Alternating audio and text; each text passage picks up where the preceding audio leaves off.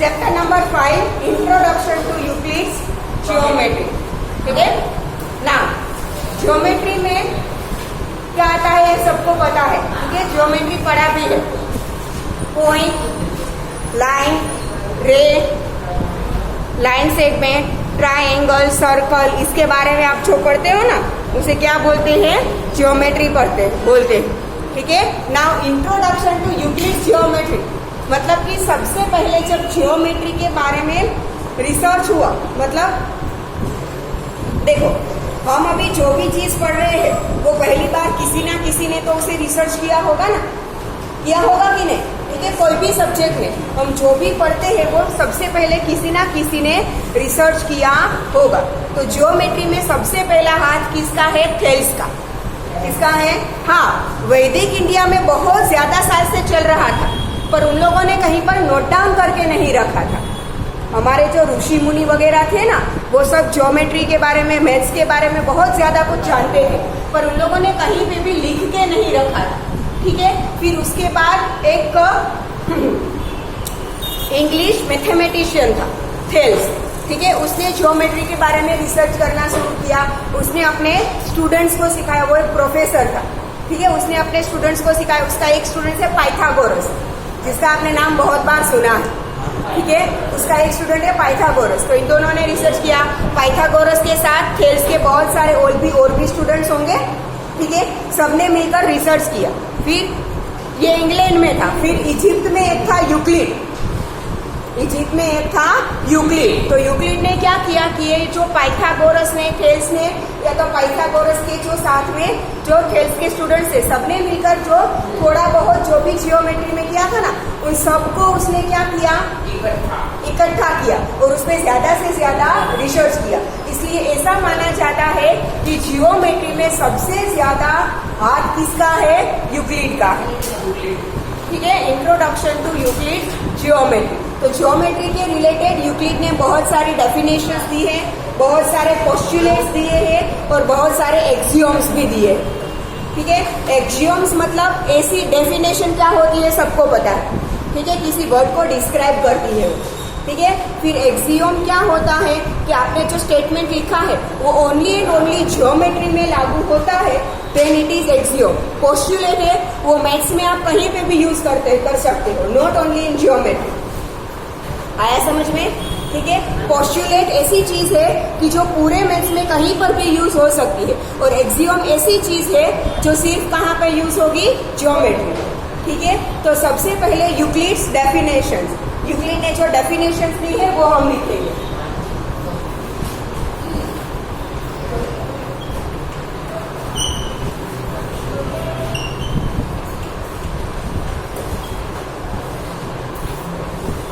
Geometry के बारे में यूक्लिड ने पूरी एक बुक लिखी है।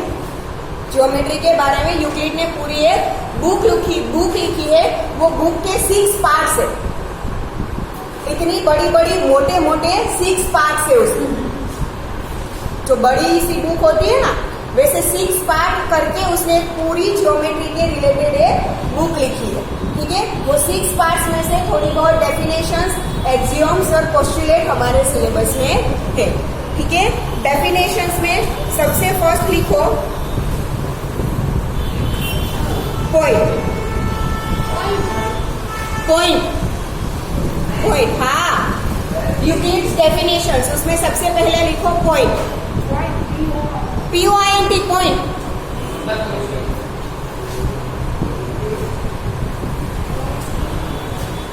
डेफिनेशन लिखो, a point is there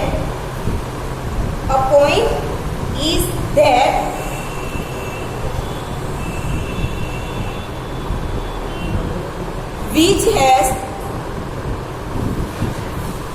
has no part, no part, PRT। Point geometry में ऐसी चीज है जिसके कोई पार्ट्स नहीं होते। ये सरफेस है, उस पर ये मैंने क्या कर दिया है, पॉइंट कर दिया। इसके पार्ट्स होते हैं, नहीं होते ना। ठीक है, सेकेंड लिखो लाइन।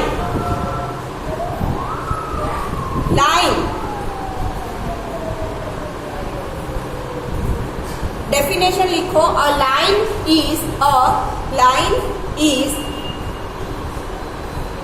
breadthless length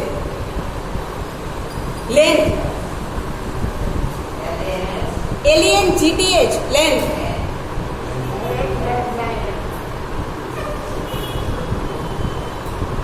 फिर थर्ड लिखो, डेफिनेशन का कोई पर्टिकुलर किसी चीज के बारे में नहीं है, पॉइंट के जैसा है। The ends of a line are points. The ends ENDS ends of a line, the ends of a line are points.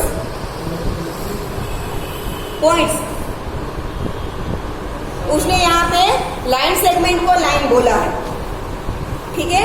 तब लाइन सेगमेंट ऐसा कोई वर्ड नहीं था, ठीक है। तो वो क्या बोलते थे कि लाइन का एक पार्ट जिसके दो एंड पॉइंट्स हो, ठीक है। फिर फोर्थ लिखो, straight line STRAIGHT straight line. Definition लिखो, a straight line is a straight line is a line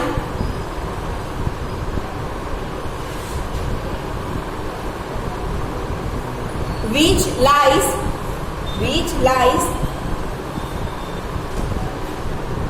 evenly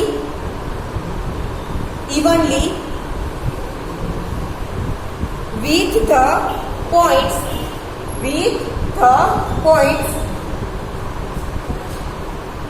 on itself। क्या बोला है यहाँ पे? स्ट्रेट लाइन है, वो एक लाइन है जिसके ऊपर इवनली एकदम स्ट्रेट होगी और उसके ऊपर क्या होंगे? पॉइंट्स होते हैं लाइन में अलग अलग बहुत सारे, ठीक है। Lies evenly with the points on itself. फिर लिखो सरफेस ऑन इटसेल्फ। फिर लिखो surface,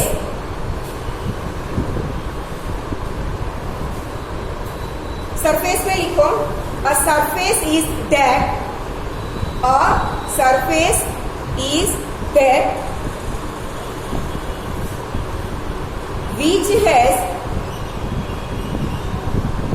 which has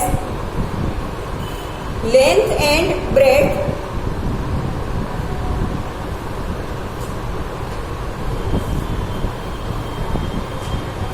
only। Surface मतलब जिसके पास ओनली लेंथ एंड ब्रेथ होता है। फिर एक पॉइंट जैसा है, डेफिनेशन नहीं है, जिसे आगे हमने लिखा था ना थर्ड पॉइंट, वैसे ही the edges of a surface, the edges EDGES edges, the edges of a surface are lines. Surface की एजिस क्या होती है? लाइन। जैसे कि ये हमारा बोर्ड है तो ये एक सरफेस है, ठीक है। इसकी ये एजिस क्या होती है? लाइन्स होती है, ठीक है ना। प्लेन सरफेस,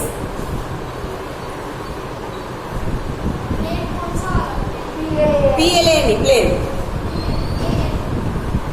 प्लेन सरफेस लिखो, a plane surface is a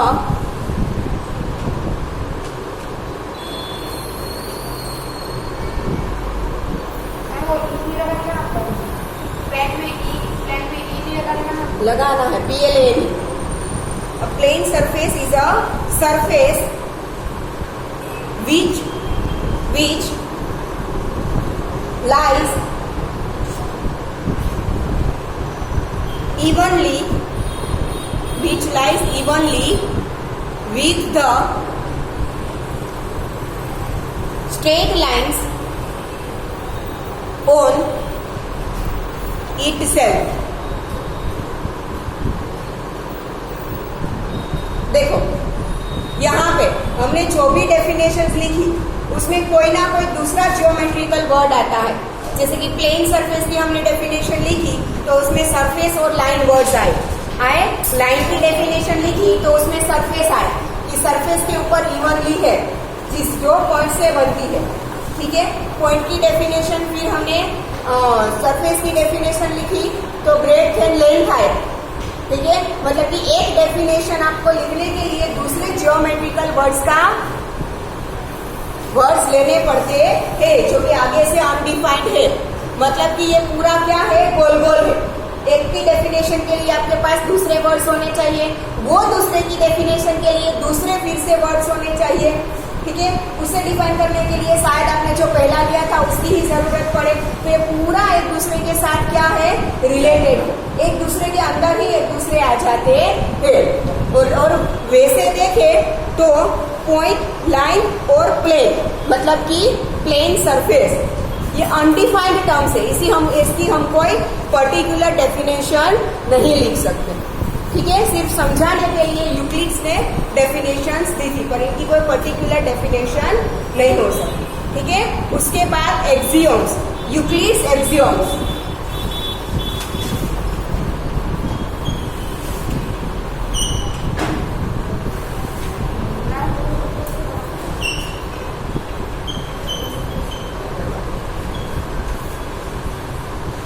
Euclid's एक्सियोम्स,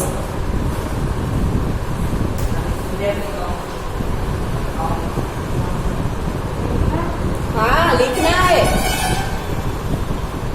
7 एक्सियोम्स है। First axiom, first, things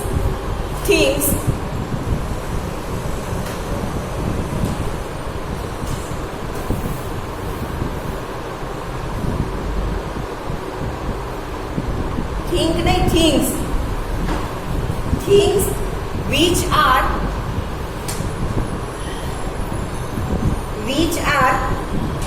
equal to the same thing, which are equal to the same thing are equal to one another। पूरा फिर से बोल रही हूँ, things which are equal to the same things are equal to one another. देखो क्या बोलना चाहते हैं, things which are equal to same thing, ये सेम थिंग है, कॉमन दोनों के लिए। ये क्या है, सेम थिंग है, दोनों के लिए कॉमन। ठीक है, ये दो अलग अलग थिंग्स है। ठीक है, अब ये दोनों जो थिंग है वो इसके इक्वल होगी कि नहीं। ठीक है, ये हमने जो बीच वाली है वो हमने सेम थिंग मतलब कॉमन ली है दोनों के साथ। ठीक है, पर ये जो बाकी की जो दो थिंग्स है वो दोनों के इक्वल है, ये दोनों इस एक के इक्वल है। दैट मीन्स कि ये दोनों भी एक दूसरे से क्या होगी, equal. Things which are equal to same thing are equal to one another.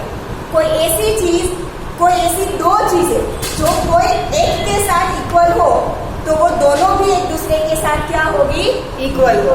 Clear? जैसे कि अगर हमें दिया हो कि AB is equal to PQ, ठीक है, and AB is equal to CD। यहाँ पे PQ एंड CD दो अलग अलग चीजें हैं जो कि AB के इक्वल है। इसका मतलब कि ये PQ एंड CD भी एक दूसरे से क्या होगा, इक्वल होगा।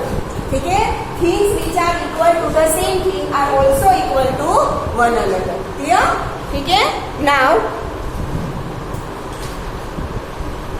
Second axiom, if equals are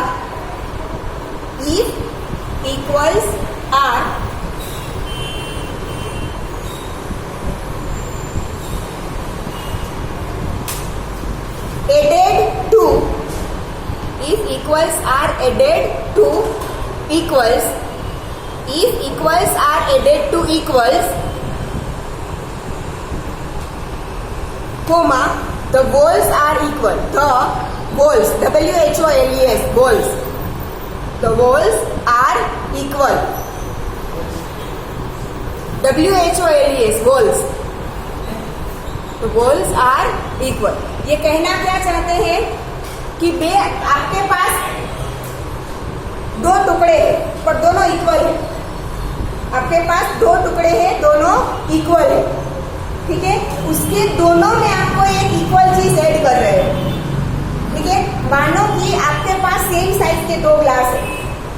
समझा रही हूँ मैं, समझो। आपके पास सेम साइज के दो ग्लास है, दोनों ग्लास को आपने इक्वली वाटर से फिल किया, मतलब कि दोनों में इक्वल है, ठीक है, पर आधे आधे फिलअप किए, पूरे नहीं फिल किए, ठीक है। दो सेम साइज के एक जैसे ही दो ग्लास आपके पास है, दोनों को पूरा पानी से नहीं भर देना है, आधे आधे पानी से भरे हैं, पर दोनों में वाटर की क्वांटिटी क्या है, एकदम इक्वल है, ठीक है। अब दोनों में आप फिर से इक्वल वाटर ऐड करो। मानो कि एक में 10 ml किया ऐड, तो दूसरे में भी 10 ml से, ठीक है। तो दो इक्वल अलग अलग चीजें थी, उनमें आपने इक्वल डाला, तो जो नई चीजें दोनों में मिलेगी वो भी एक दूसरे से क्या होगा, इक्वल। आया समझ में?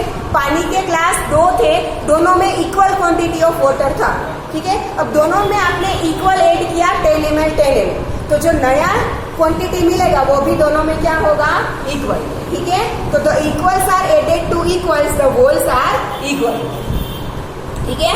Next third axiom, if equals are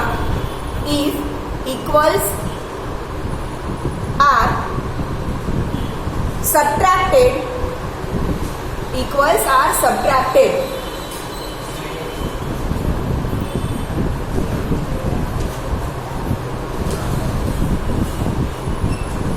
from equals, if equals are subtracted from equals, comma, the remainders are equal, the remainders are equal। देखो आगे के एक्सियोम में क्या था कि अगर दो इक्वल चीजें हैं, उन दोनों में आप कुछ इक्वल ऐड करो, तो जो नई क्वांटिटी की चीज मिलेगी वो भी इक्वल होगी। यहाँ पे सब्ट्रैक्ट करना है।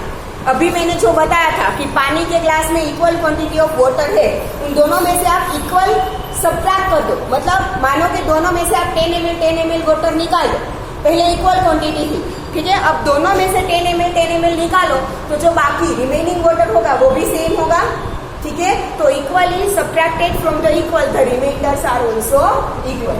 Clear? Next axiom number 4, things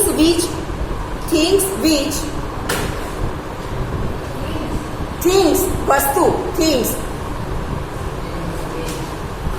which are double, sorry, things which coincide, things which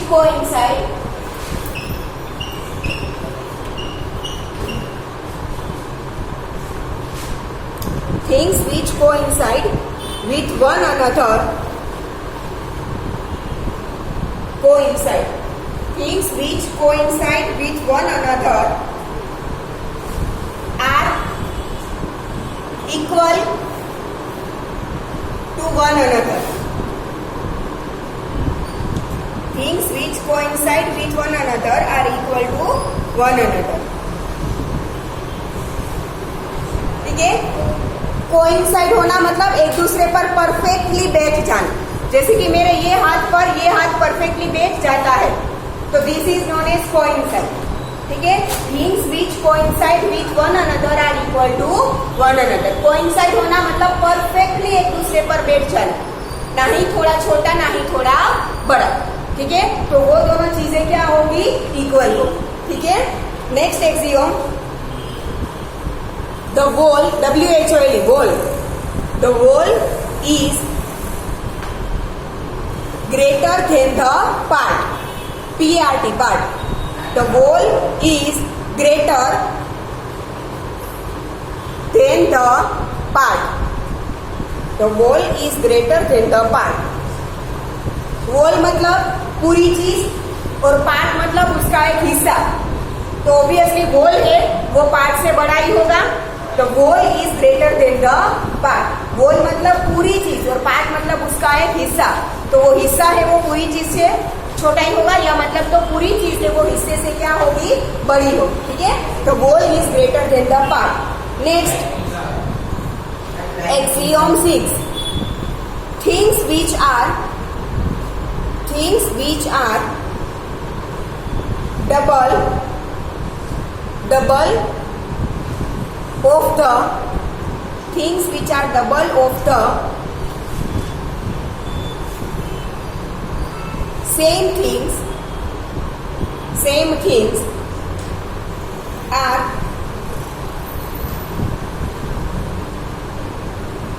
equal to one another.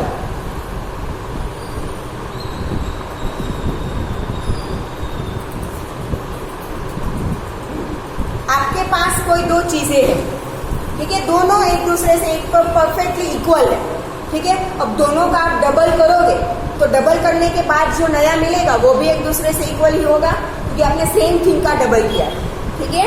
तो things which are doubled of the same thing का जो डबल होगा वो भी एक दूसरे से क्या होगा, इक्वल होगा, ठीक है।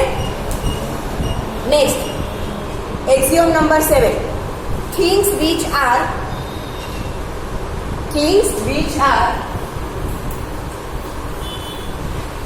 हाफ ऑफ, हाफ मतलब हाफ का plural,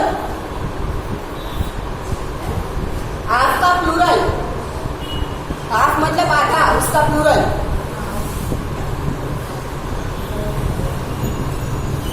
things which are half of the same things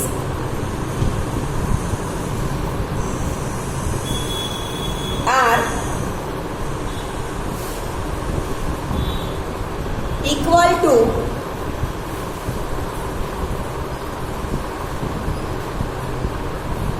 one another.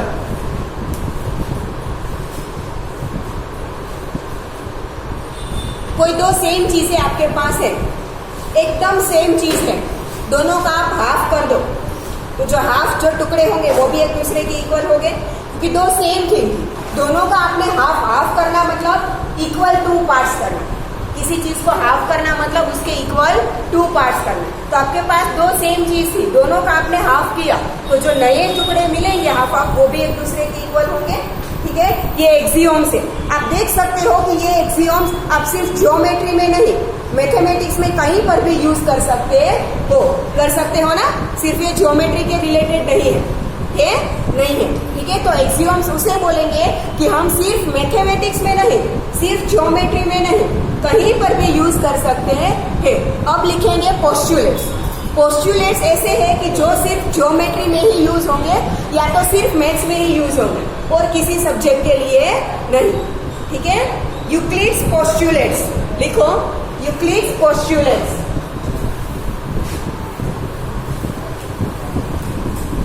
ये लिखने हैं, हाँ मैं लिखवा रही हूँ क्योंकि इसके बेस भी हमें कैलकुलेशन करनी होगी पूरे चैप्टर में।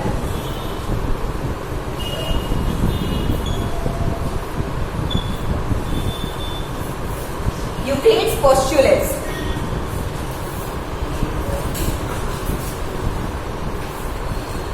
Postulate 1,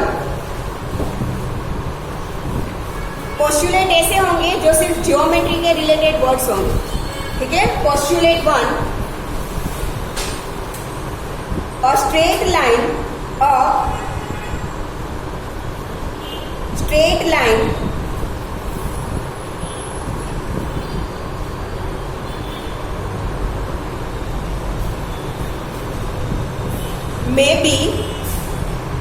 may be drawn, draw का past participle, drawn, DRAWN, may be drawn from any one point to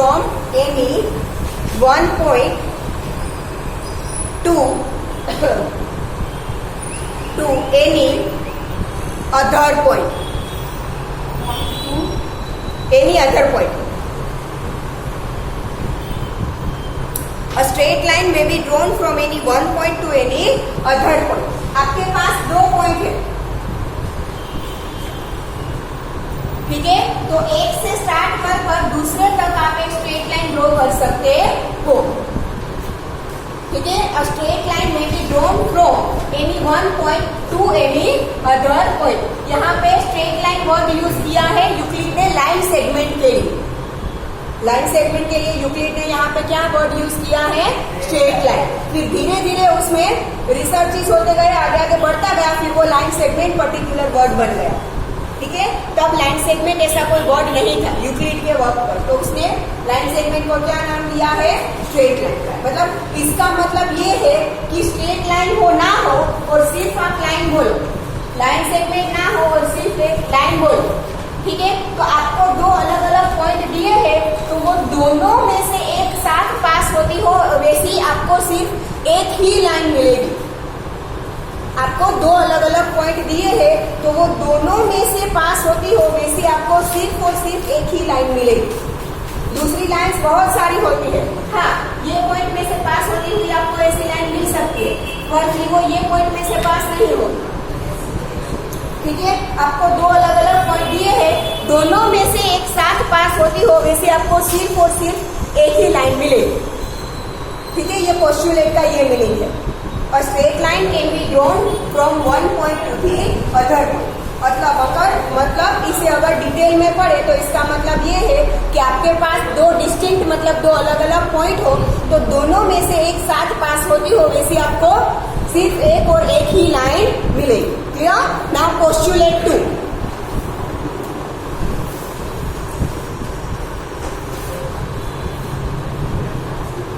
sorry, postulate 2 से पहले लिखो एक्सियम 5.1। पोस्टुलेट 1 में से डिराइव किया गया है। पोस्टुलेट 1 के नीचे लिखो एक्सियम 5.1। पोस्टुलेट 1 में से डिराइव किया गया। अभी जो मैंने समझाया कि दो डिस्टिंक्ट पॉइंट हो तो उसमें से एक और एक ही लाइन ही पास होगी। लिखो given two distinct points,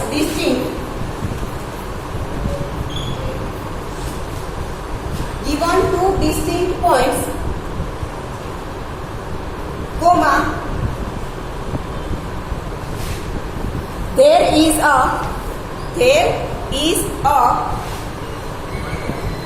unique line, unique पता है ना,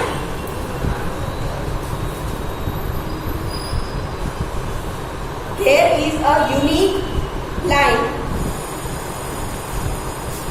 that passes through them। अभी मैंने समझाया कि आपको दो अलग अलग पॉइंट दिए हैं, दोनों में से ही एक साथ पास होती हो वैसे आपको एक ही लाइन मिलेगी, मतलब यूनिक। टू डिस्टिंक्ट पॉइंट, दो अलग अलग पॉइंट दिए हैं, दोनों में से पास होती हो वैसे आपको एक ही लाइन मिलेगी। किसी एक पॉइंट में से इनफाइनाइट लाइन पास होती है, पर दो अलग अलग पॉइंट है, दोनों में से एक साथ पास होती हो वैसी एक ही लाइन मिलेगी ऑलवेज। क्लियर? ठीक है, आज यहाँ तक रखते हैं। पोस्टुलेट 2 हम नेक्स्ट लेक्चर में देखेंगे।